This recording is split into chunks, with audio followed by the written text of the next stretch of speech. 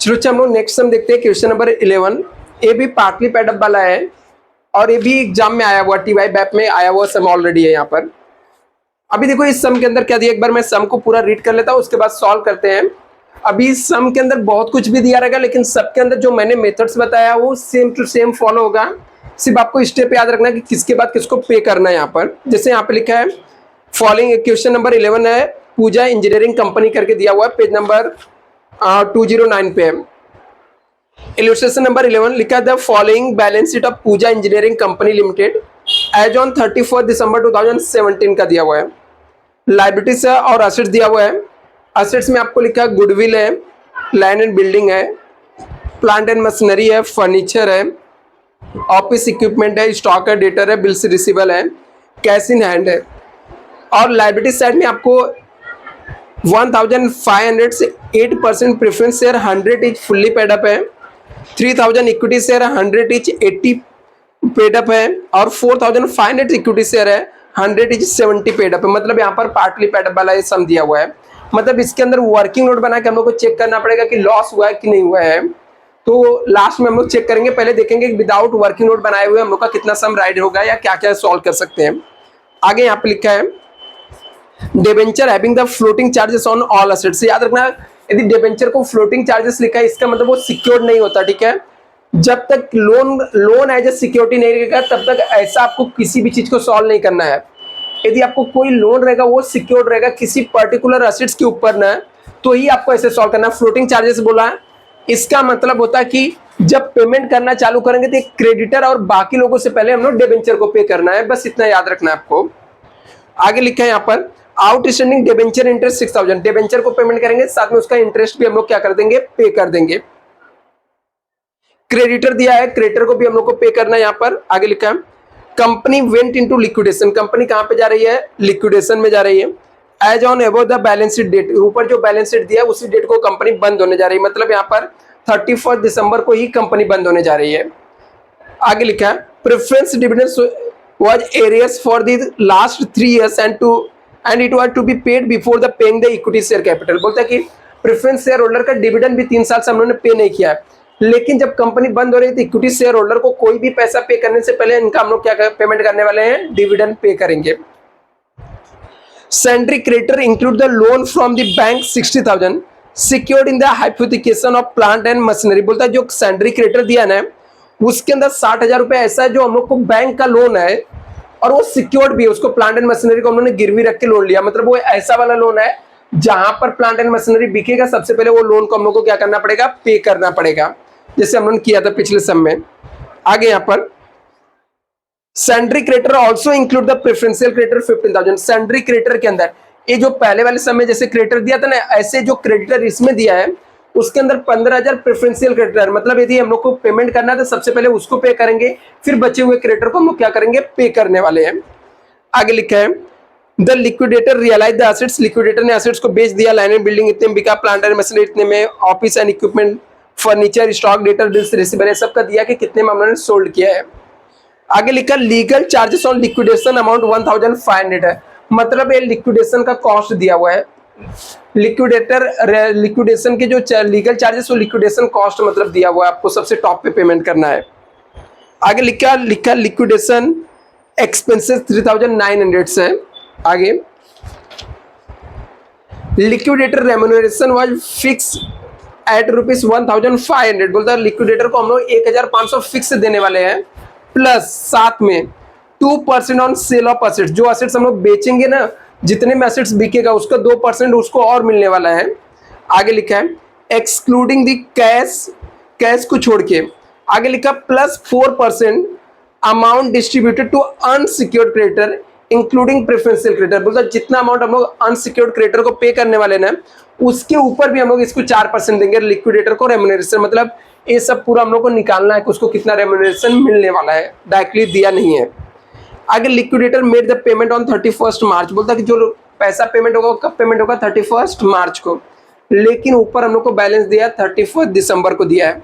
मतलब 3 महीने late payment करने वाले हैं। तो 3 महीने का डिबेंचर का इंटरेस्ट भी हम लोग को याद से पेमेंट करना पड़ेगा क्योंकि हम लोग 3 मंथ बाद पेमेंट करने वाले हैं। प्रिपेयर लिक्विडेटर फाइनल स्टेटमेंट आपको प्रिपेयर करना है, तो चलो हम लोग प्रिपेयर कर देते हैं यहाँ पर।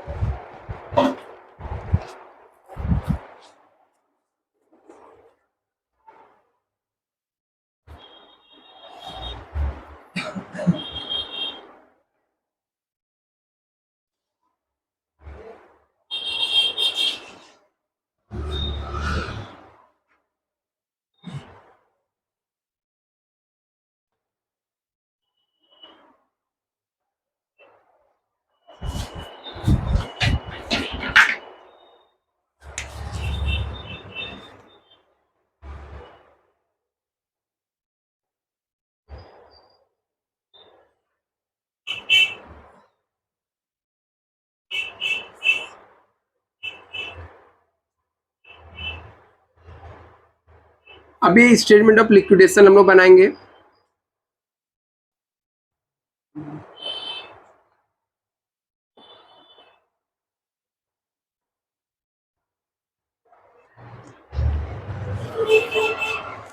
सबसे पहले जो भी एसेट्स हम लोगों ने बेचा यहाँ पे लिखने का, टू सैंड्री एसेट्स, और जो एसेट्स को जिस जिस भी रेट में बेचे उसको यहाँ पे लिख देने का। देखो कौन से एसेट्स को कितने में बेचा हम लोगों ने। लिखा है लैंड एंड बिल्डिंग को 3,22,500 में हम लोगों ने बेचा, तो यहाँ पर लैंड एंड बिल्डिंग लिखने का और अमाउंट लिख देंगे 3,22,500। नेक्स्ट,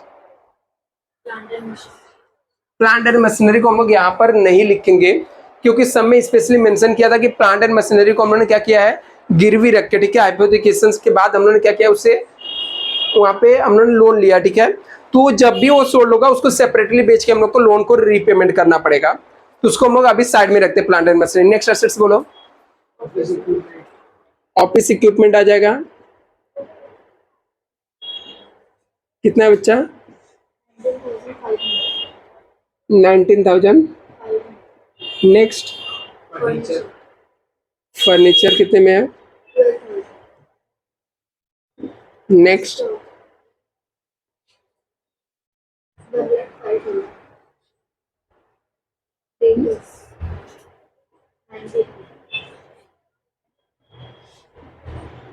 और कोई है, बिल्स रिसीवेबल 21 है। नेक्स्ट, बस इतना ही है। ऊपर देखो कैश बैंक दिया हुआ क्या, ऊपर चेक करो कैश बैंक दिया हुआ क्या, ऊपर बैलेंस शीट में कैश बैंक है क्या, है ना, कैश इन हैंड है ना, तो उसको भी लिखने का। वो भले से हम लोगों ने सोल्ड नहीं किया, लेकिन वो हमारे पास पैसा पहले से है, ठीक है। मतलब कैश को बेच तो सकते नहीं, तो जो आइटम को हम लोग बेच सकते हैं उसके बारे में नीचे इन्फॉर्मेशन दिया, और कैश और बैंक बैलेंस को हमेशा उठा के डायरेक्टली लिख देने का, जो ऊपर आपको बैलेंस दिया रहेगा वही सेम टू सेम यहाँ पर। तो कितना दिया कैश इन हैंड, 12,000। अभी स्पेशली आने का वो एसेट्स बेचने का जिस एसेट्स को बेच के हम लोग को या तो सरप्लस या डेफिसिएट होगा, मतलब वो लोन प्रोवाइड करेंगे यहाँ पे। तो यहाँ पर हम लोग लिखेंगे सरप्लस एंड डेफिसिएट। तो यहाँ पर हम लोग कौन से एसेट्स को बेचने वाले हैं, प्लांट एंड मशीनरी को। क्यों बेच रहे, क्योंकि ऐसा सब में मेंशन किया है, ठीक है, कि हम लोग प्लांट एंड मशीनरी को गिरवी रखा था। तो यहाँ पर हम लोग प्लांट एंड मशीनरी को बेचेंगे। तो सब में प्लांट एंड मशीनरी कितने में बिका है, प्लांट एंड मशीनरी कितने में बेचे, हम लोगों ने प्लांट एंड मशीनरी को 75,000 में हम लोगों ने बेच दिया, ठीक है। लेकिन प्लांट एंड मशीनरी का ना रीवैल्यूड अपने को सब में, सॉरी 75,000 में हम लोगों ने बेचा, लेकिन हम लोग को सब में दिया कि हम लोगों ने प्लांट एंड मशीनरी को गिरवी रख के लोन लिया था, ठीक है। वो कितना लोन लिया था, नहीं, ऊपर लिखा था कहीं एडजस्टमेंट में क्रेडिटर के अंदर इंक्लूड है कितना हम लोगों ने लोन लिया है, चेक करो। हाँ कहाँ पे है, हाँ देखो सेकेंड एडजस्टमेंट में लिखा है sundry creditor include a loan from the bank 60,000 secured on the hypothecation of plant and machinery. सिर्फ 60,000 का हम लोग लोन लिया था, कितने का था, 60,000 का, और प्लांट एंड मशीनरी कितने का बिका, 75,000 का। तो इसमें से हम लोग लेस करेंगे, लेस बैंक लोन। यदि हम लोग बैंक लोन 60,000 पे भी कर देते ना, तो भी हमारे पास पैसा बच जाएगा कितना, 15,000, जो बचेगा उसको आउटर कॉलम में लिख देने का। अब भी सब असेट सोल्ड हो गया, मतलब एक साइड का हमारा काम सॉल्व हो गया। अभी पेमेंट साइड में आएंगे। सबसे पहले लिक्विडेशन एक्सपेंसेस पे करते हैं हम लोग यहाँ पे। लिक्विडेशन कॉस्ट, तो यहाँ पे लिखेंगे बाई लिक्विडेशन एक्सपेंसेस है, लिक्विडेशन कॉस्ट लिखोगे तो भी चलेगा। लिक्विडेशन एक्सपेंस में आज हम लोग को एक ही एक्सपेंस नहीं दिया है, 2-3 एक्सपेंस दिया हुआ है।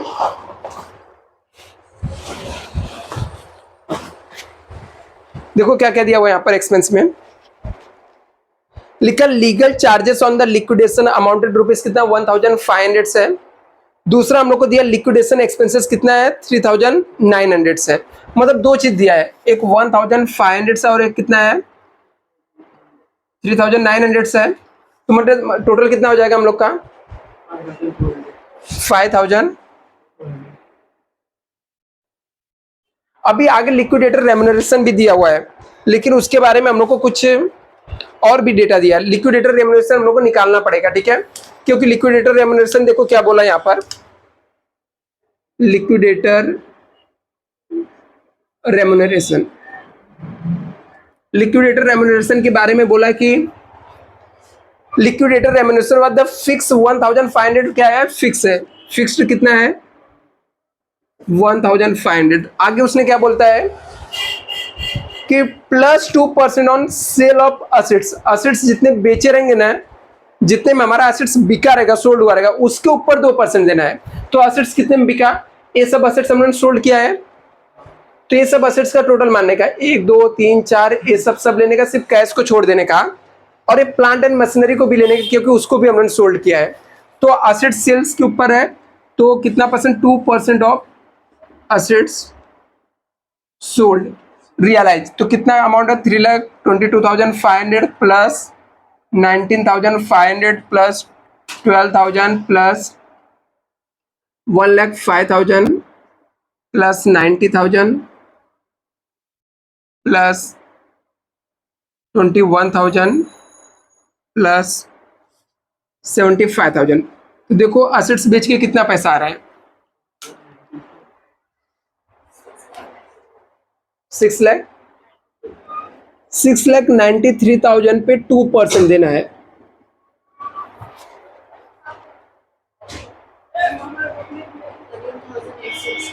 कितना आ गया बच्चा 13,800। या और भी कोई निकाल के चेक करो राइट है क्या।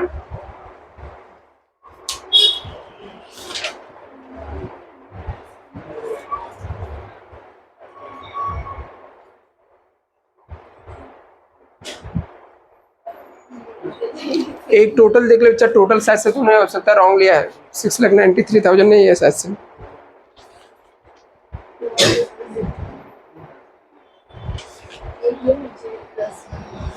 तूने प्लांट एंड मशीनरी को भी लिया था 75,000 और कैश को छोड़ा, कैश को हटा के इतना आ रहा है क्या। हाँ ना कुछ कितना आएगा बच्चा टोटल,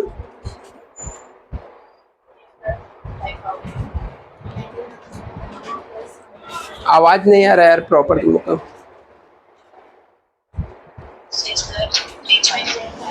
6,45,000 आ रहा है, 6,45,000।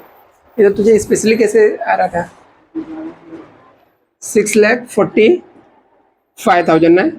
इसके ऊपर 2% निकालो,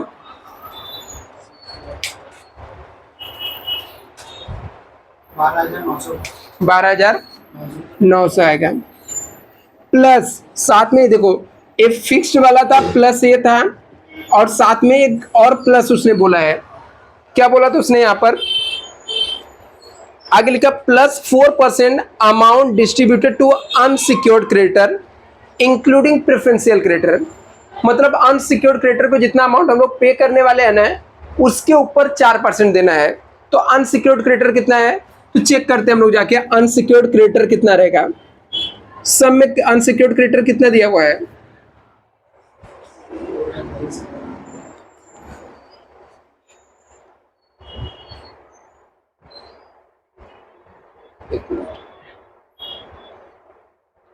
कितना 2,40,000 है।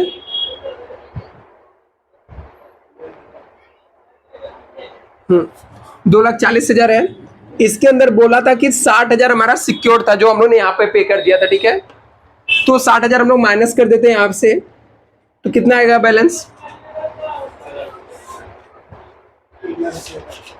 1,00,000, क्योंकि उसने बोला प्रेफरेंशियल क्रेडिटर इंक्लूड रहना चाहिए, उसको एक्सक्लूड नहीं करना है। तो 1,80,000 पे कितना परसेंट बोला? 4%, कितना आएगा? 7,000। ये सब माइनस करो, देखो कितना, सॉरी टोटल मारो कितना होता है टोटल लिक्विडेटर रेम्युनरेशन।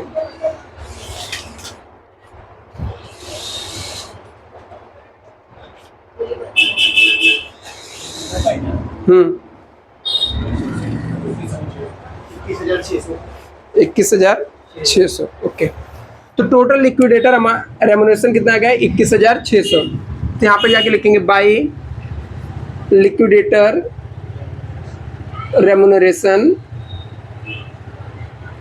21,600 आ जाएगा, ठीक है। नेक्स्ट,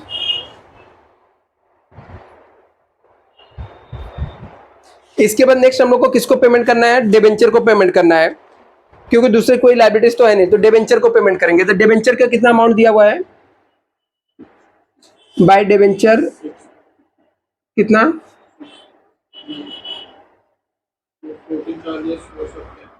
हाँ, तो फ्लोटिंग चार्जेस ऑल एसेट्स पे रहता ही है। डिबेंचर का अमाउंट कितना दिया है? 1,50,000।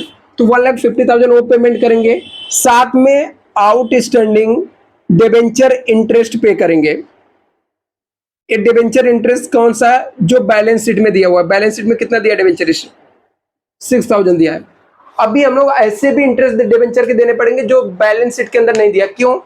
क्योंकि हमारा बिजनेस बंद हो रहा है 31 दिसंबर को, और हम लोगों ने सब में ऐसा मेंशन किया है कि हम लोग इसको जो पे करने वाले हैं, कब पेमेंट करने वाले हैं? इसको 3 महीने बाद 31 मार्च को पे करने वाले हैं। तो मतलब 3 महीने का इंटरेस्ट नहीं रिकॉर्ड है, तो निकालना पड़ेगा यहाँ पर बाई आउटस्टैंडिंग डिबेंचर इंटरेस्ट।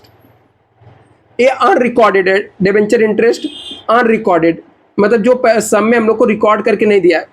अभी वो कैसे आता है? जितने का डिबेंचर रहेगा और उसके बाजू में जितना परसेंट मेंशन किया रहेगा उतना परसेंट इंटरेस्ट रहता है। तो डिबेंचर था कितने का? 1,50,000, और उसके बाजू में कितना परसेंट मेंशन किया है? 5% मेंशन किया है कि 8%? 8% है ना। तो 1,50,000 पर 8% और 3 मंथ्स का आएगा, 3 डिवाइड बाई 12 कितना आ जाएगा? 1,50,000 पे 8% इंटू 3 डिवाइड बाई 12 कितना आएगा? 3,000 आ जाएगा। अभी भी हमारे पास पैसा पड़ा रहेगा ना, क्योंकि हमारे पास पैसा कितना था? 6,45,000 के आसपास था, या उससे भी ज्यादा था, ठीक है। अभी तक हम लोगों ने मिला के इतना ही पेमेंट किया, तो मुझे लगता है कि अभी भी पैसा बचा हुआ है। तो बचा हुआ तो हम लोग आगे जाएंगे, ठीक है, आगे पेमेंट करने जाएंगे। तो आगे इसके बाद क्या दिया था हम लोग को? प्रेफरेंस शेयर कैपिटल है क्या सब में? प्रेफरेंस शेयर कैपिटल दिया हुआ है, लेकिन उससे पहले हम लोग को पहले किसका पेमेंट करना रहता है? डिबेंचर हो गया, इसके बाद प्रेफरेंशियल क्रेडिटर को पे करने का। तो सब में प्रेफरेंशियल क्रेडिटर दिया क्या? अलग से नहीं दिया, लेकिन सब में दिया है। मतलब दिया था कि क्रेडिटर के अंदर 15,000 रुपये प्रेफरेंशियल क्रेडिटर इंक्लूड, ऐसा मेंशन किया था।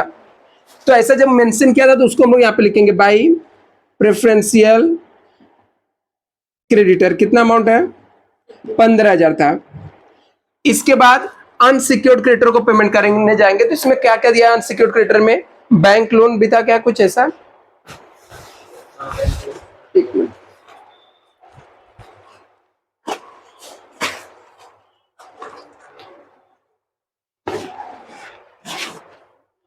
क्या दिया था? बैंक लोन दिया था। बैंक लोन तो कहां पे दिया? नहीं दिया था। सिक्योर था, वो हम लोग पेमेंट कर दिए थे, ठीक है। आउटस्टैंडिंग सिर्फ क्रेडिटर दिया हुआ है ना, तो क्रेडिटर के अंदर प्रेफरेंशियल क्रेडिटर हम लोगों ने पे कर दिया।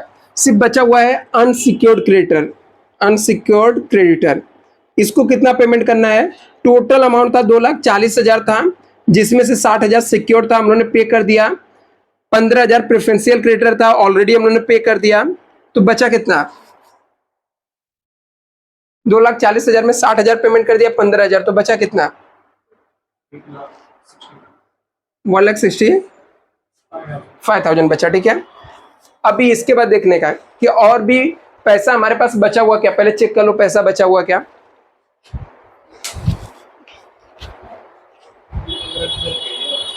क्या हुआ? ए, ये तो हमारे पास सरप्लस बचा था ना, प्लांट एंड मशीनरी को 75,000 में हम लोगों ने बेचा था, 60,000 बैंक लोन पे करने के बाद 15,000 एक्स्ट्रा बच गया था। ये वाला प्रेफरेंशियल क्रेडिटर यहाँ पर पे किया ना, नीचे लिखा था जो एडजस्टमेंट में कि हमारा क्रेडिटर के अंदर 15,000 प्रेफरेंशियल क्रेडिटर है, तो वो हम लोगों ने यहाँ पर लिया। इसे जल्दी से देखो आप लोग पैसा बचा क्या, इसका टोटल मारो, ये सब माइनस करो इसमें से। क्या है यहाँ पर, यदि हम लोग का इस साइड का टोटल 5,97,000 था, ठीक है, इसमें से 2,31,000 अभी भी बचा हुआ है, मतलब आगे भी हम लोग पेमेंट के लिए अभी जा सकते हैं, ठीक है। जब पैसा खत्म हो जाएगा तो ही हम लोग स्टॉप करेंगे या तो वहां पे एंड करेंगे, तभी हमारे पास पैसा बचा। तो इसके बाद आता नंबर आता प्रेफरेंस शेयर होल्डर को, तो प्रेफरेंस शेयर होल्डर को पहले हम लोग प्रेफरेंस डिविडेंड पे करेंगे। तो यहां पर हम लोग जाके बाई प्रेफरेंस डिविडेंड पे करेंगे, प्रेफरेंस डिविडेंड पे करेंगे। तो प्रेफरेंस डिविडेंड कितना बाकी है, सब में मेंशन किया था कि 3 महीने 3 साल का बाकी था। ऐसा देखो कौन से एडजस्टमेंट में लिखा था, यहाँ पर फर्स्ट वाले ए वाले एडजस्टमेंट में लिखा था preference dividend was in arrears for last 3 years. कितने इयर्स का बाकी है, लास्ट 3 इयर्स का, and it was to be paid before the paying the equity share capital. इसको हम लोग को पे कर देना, किसको पेमेंट करने से पहले, इक्विटी शेयर कैपिटल को पे करने से पहले कर देना। तो अभी 3 साल का डिविडेंड हम लोग को क्या पता कितना, तो निकालना पड़ेगा। तो हम लोग देखते हैं ऊपर जाके सब में देखते हैं, तो हम लोग को प्रेफरेंस शेयर कैपिटल कितना दिख रहा है, लिखा 1,500 से 8% प्रेफरेंस शेयर कैपिटल 100 ईच 1,50,000 का, कितने का है, 1,50,000 है। तो अभी इसके ऊपर निकालना पड़ेगा, 1,50,000 का है, इसको उन्होंने बोला था 8% तुझे डिविडेंड देंगे हम लोग, तो इंटू 8% करेंगे। कितने साल का बाकी है, 3 साल का, इंटू 3 करेंगे, देखो कितना आता है,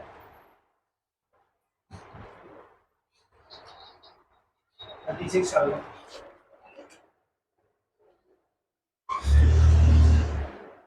ये 36,000 हमारा आ गया। अभी भी देखने का, अभी भी पैसा बचा हुआ, ठीक है, क्योंकि हमारे पास 2 लाख के कुछ समथिंग ऊपर बचा था ना, तो अभी पैसा है। तो हम लोग बाई प्रेफरेंस शेयर कैपिटल को पेमेंट करेंगे, प्रेफरेंस शेयर कैपिटल को कितना पेमेंट करेंगे, प्रेफरेंस शेयर कैपिटल को 1,50,000 देना था, कितना देना था, 1 लाख। अभी बचा हुआ पैसा सिर्फ किसको देना है, इक्विटी शेयर कैपिटल को देना है। लेकिन यदि ये सम आप बाई इक्विटी शेयर कैपिटल लिखकर जितना बचा हुआ रहेगा इक्विटी शेयर कैपिटल को देके खत्म कर सकते हो, लेकिन अभी ये हमारा पार्टली पेडअप वाला सम है, तो हम लोग को चेक करेंगे कि एक्चुअल में लॉस कितना हुआ है। यदि कम पड़ेगा तो हम लोग उन लोग से कंट्रीब्यूट करेंगे, कम नहीं पड़ेगा तो सम हमारा तो भी राइट है, यहाँ पर इक्विटी शेयर कैपिटल करके बैलेंस जो रहेगा लिख देंगे। सिर्फ एक एंट्री के लिए हम लोग को पूरा एक बार वर्किंग नोट बना के चेक करना पड़ेगा। यदि एग्जाम में आपको लगता है कि वो डिफिकल्ट लगेगा तो मत बनाना, डायरेक्टली इक्विटी शेयर कैपिटल करके वो लिख देना, बट मैं आप लोग को सिखा देता हूँ कि कैसे हम लोग चेक करते हैं। एक बार ये वर्किंग नोट कॉपी करो, फिर मैं आपको बताता हूँ कि कितना हम लोग को लॉस हुआ है। अभी देखो यहाँ पर एक्चुअल लॉस निकालने के लिए आपको करना क्या है, वापस से सेम प्रोसेस से फॉलो करना पड़ेगा। ये जितने भी पैसे आए थे लिखने का, और इसमें से जो कुछ भी पेमेंट किया क्या करने का, माइनस करना है। कि या तो आपको पूरा ये वर्किंग नोट लिखकर बनाना है तो लिखकर बनाओ, अदरवाइज शॉर्टकट तरीके से बनाना है, तो इसका टोटल मारो और उसमें से सब माइनस कर दो, देखो कितना आ रहा है। टोटल हमारे पास बैलेंस है जिसके अंदर हमारे पास कैश था, कैश का अमाउंट था हमारा 12,000 था, प्लस असेट्स रियलाइज करके अमाउंट आया था। तो असेट्स रियलाइज करके कितना अमाउंट आया था, 3,22,500 था, plus 19,500 plus 12,000 plus 1,05,000 plus 90,000 plus 21,000 plus 12,000 हम लोगों ने ऑलरेडी अलग से लिख दिया है, प्लस 75,000।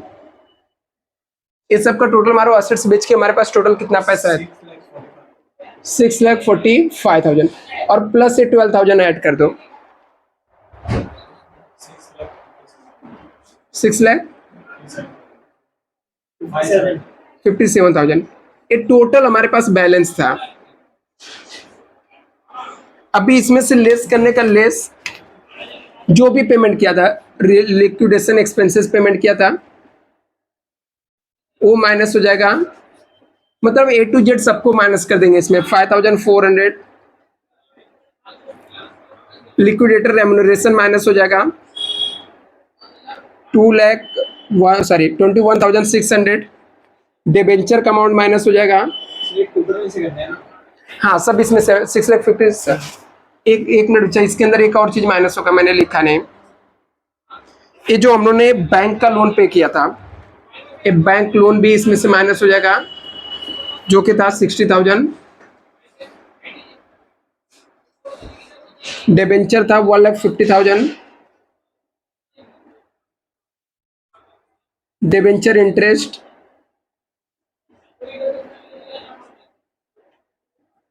6,000। अनरिकॉर्डेड डिबेंचर इंटरेस्ट था, outstanding debenture interest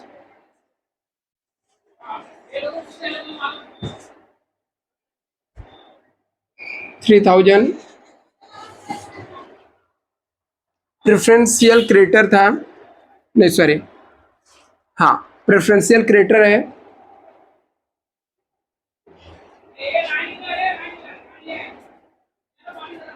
15,000।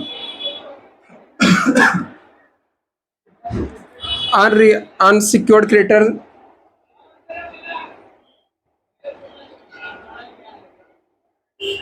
1,65,000। Preference dividend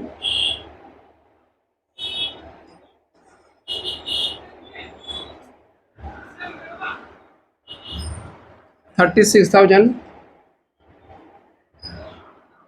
preference share capital को 1,50,000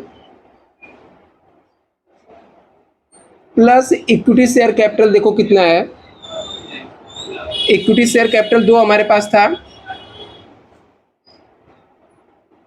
इक्विटी शेयर कैपिटल कितना कितना है, चेक करो सब में।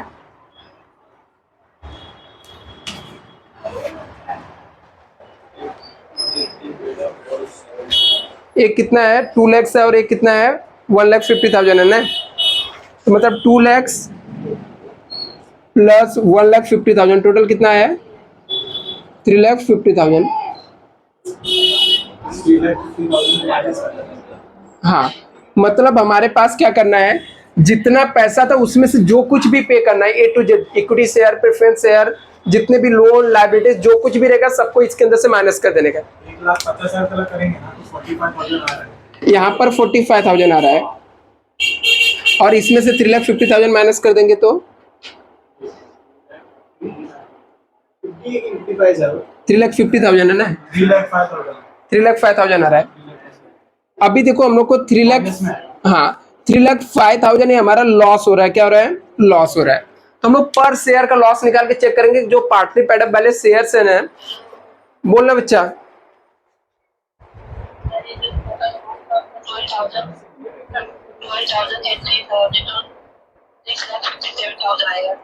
कहाँ पर बच्चा,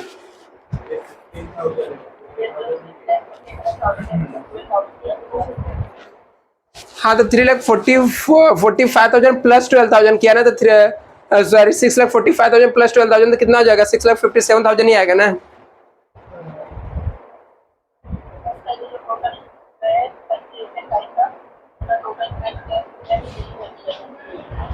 इसका टोटल रॉन्ग है क्या बच्चा, एक बार टोटल मार के देखो, बोल रहा कुछ अलग आएगा।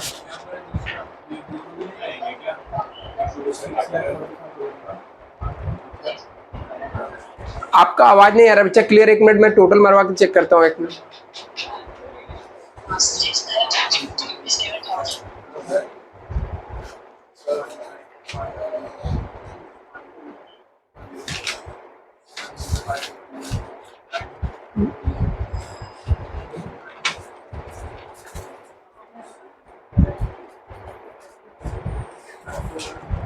एक बार टोटल मार के देखो, अच्छा रॉन्ग है क्या। इसमें ए वाले अमाउंट को टोटल मारना, ठीक है, क्योंकि इसके अंदर ए वाला मत लेना, ठीक है। मैंने यहाँ पर कौन सा लिया है, 75,000 लिया है। ये सबका टोटल ये देखो अलग आ रहा है क्या, फिर 6, हाँ तो फिर ये रॉन्ग रहेगा बच्चे से। कितना आएगा फिर यहाँ पे?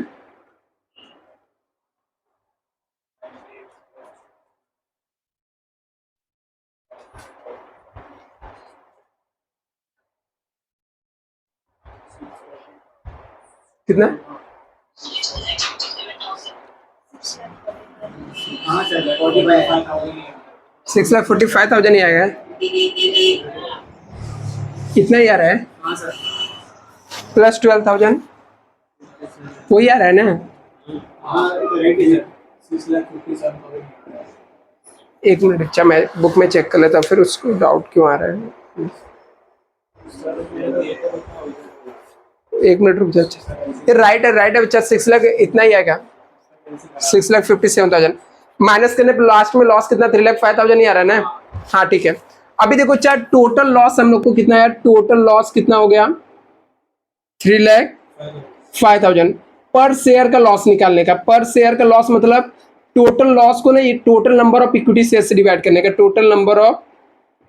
इधर पे 50,000 लिखे और 3,50,000 कहाँ पे अच्छा वही तो आपको बता रहा हूँ इक्विटी शेयर कैपिटल ए कितना है?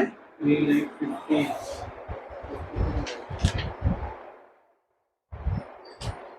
तो 3 लाख दो दो दो है एक थोड़ी ना है तो 3 ऐड किया ना इसका 15,00,000 तो ये अलग अमाउंट है। ऐड किया कितना equity share capital? Equity share capital का देखो अमाउंट टोटल रॉन्ग है क्या?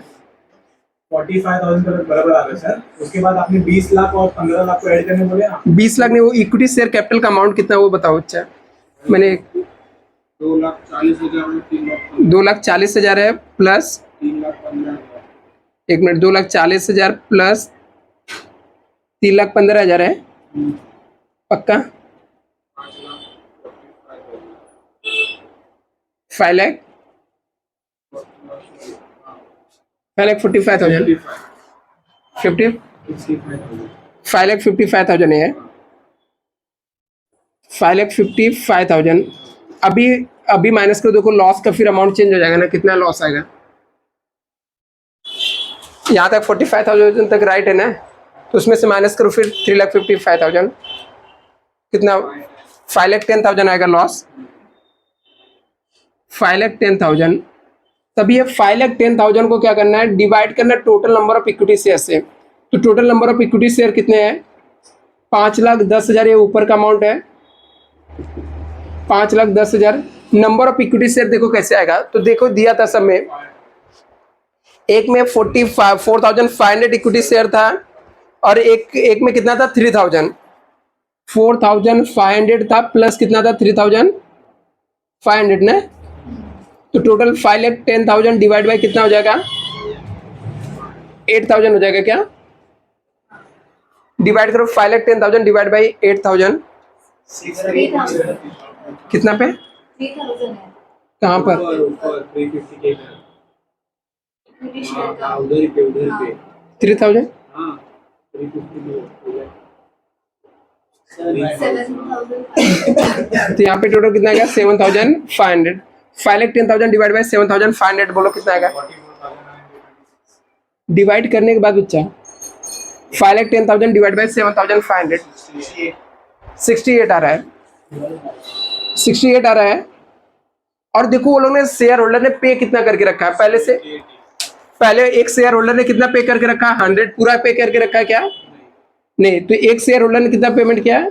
80 और एक 70 एक 70 एक 80 है एक 70 पेमेंट करके रखा है, कितना है 80।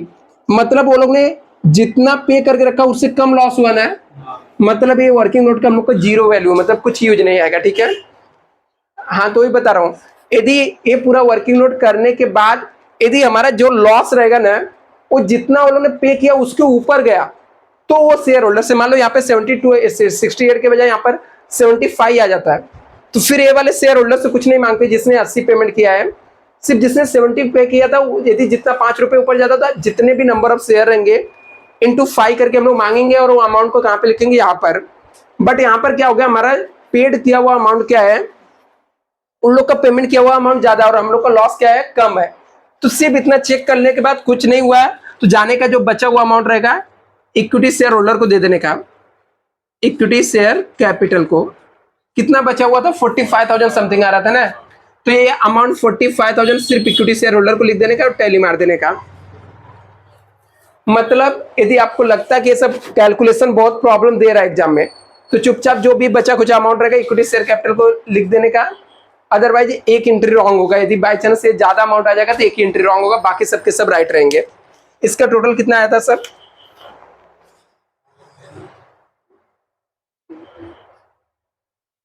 कितना? 5,97,000 ना? हाँ सर ये तो ये 5,97,000 आ जाएगा। बच्चा अभी कॉपी कर लो इसको, सम कंप्लीट हो गया। ऐसा सम आएगा तो हो सकता है आपको 20 मार्क का है। तो उसमें यदि ये सब देख के बहुत टेंशन आता है तो ये सब कुछ छोड़ ही देने का, ठीक है। चुपचाप क्या करने का, जितना पैसा आया असेट्स बेच के डेबिट में लिखने का, एक एक को जिसको पेमेंट करना है स्टेप बाय स्टेप पेमेंट कर देने का। आपको सब मिल जाएगा ना अगर ये सब। हाँ, तो सिर्फ इतना मिस होगा तो सिर्फ आपको 1-2 मार्क्स, अभी ये वाले सब में तो एक भी मार्क्स नहीं कटेगा। पार्टली पेड अप है, ये सब नहीं बनाओगे तो भी 1 मार्क्स नहीं कटेगा, क्योंकि यहाँ पर उसका कुछ यूज ही नहीं आ रहा है। कभी कभी रॉन्ग हो सकता है, ठीक है। हाँ चलेगा। अच्छा, एक फोटो भेज दीजिए।